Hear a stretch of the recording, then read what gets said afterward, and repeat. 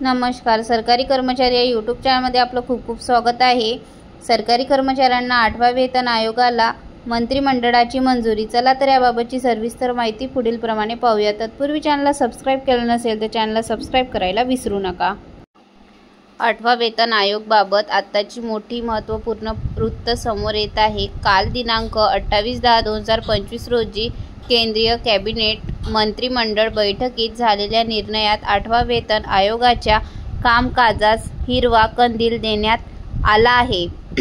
यामुळे तब्बल 50 लाख केंद्रीय कर्मचारी तसेच तब्बल 68 लाख पेन्शनधारकांना सदर नवीन वेतन आयोगाचा लाभ मिळणार आहे. देशाचे पंतप्रधान माननीय नरेंद्र मोदी यांच्या अध्यक्षतेखाली दिनांक 28 ऑक्टोबर 2025 रोजी बैठक आयोजित करण्यात आली होती.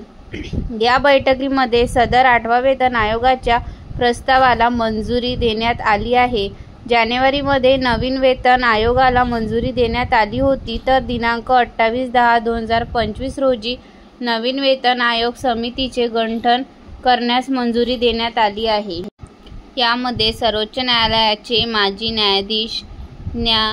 रंजना प्रकाश देसाई हे अध्यक्ष असतील, तर IIM बंगळुरूचे प्राध्यापक पुलक घोष अर्धवेळ सदस्य व पंकज जैन पेट्रोलियम व नैसर्गिक वायू हे सदस्य असतील.